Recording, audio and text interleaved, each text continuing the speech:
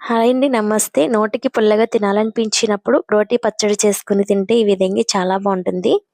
కొత్తిమీర అలాగే వంకాయతోటి మంచి రోటి పచ్చడి తయారు చేయబోతున్నాను. ఈ రోటి పచ్చడి రైస్‌లోకి, ఇడ్లీలోకి, దోసల్లోకి చాలా బావుంటుంది. అలాగే పెరుగన్నంలోకి కూడా చాలా బావుంటుందండి. కొత్తిమీరను కట్ చేసుకొని వాటర్‌లో నానబెట్టేసుకొని ఉంచుకున్నాను. అలాగే వంకాయలను కూడా కట్ చేసేసుకున్నాను. ఒక 4 వరకు తీసుకున్నాను. ఒక కట్ట కొత్తిమీరని తీసుకున్నాను. ఇక్కడ కడాయి పెట్టుకొని 2 స్పూన్లు 2 టేబుల్ స్పూన్స్ వరకు ఆయిల్ వేసుకొని హీట్ ఎక్కిన తర్వాత జీలకర్ర, పచ్చిమిర్చిని వేసుకుంటున్నాను. పచ్చిమిర్చిని ఒక 7, 8 వరకు తీసుకుంటున్నాను. ఘాటు అయితే తగ్గించుకొని తీసుకోవాలి.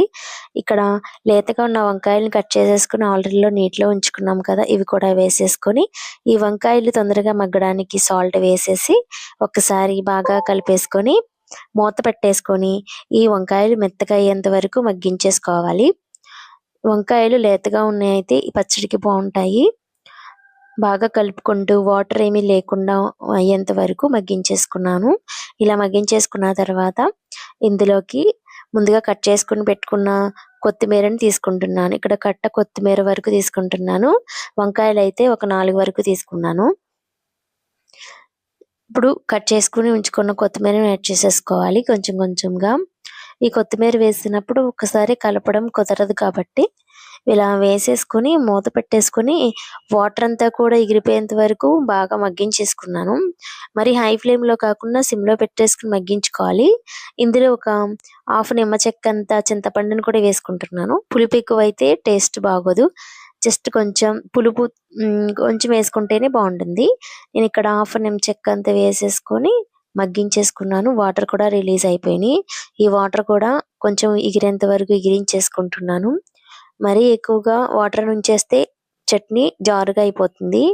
అందుకే కొంచెం వాటర్ ఎగిరించేసుకొని గ్రైండ్ ఆడేసుకుంటే చాలా బావుంటుందండి. ఇక్కడ వాటర్ కూడా మొత్తం అన్నీ కూడా ఇంకిపోయినాయి. ఇంకా వాటర్ ఏమీ లేవు. ఇప్పుడు స్టవ్ ఆఫ్ చేసేసి కొంచెం చల్లారిన తర్వాత మిక్సీ జార్‌లో వేసేసుకొని గ్రైండ్ చేసేసుకుంటాను. రోట్లో వేసుకొని దంచుకుంటే చాలా బావుంటుంది ఈ పచ్చడి. ఈ విధంగా కొంచెం చల్లారిన తర్వాతే నేను మిక్సీ ఆడుకుంటాను.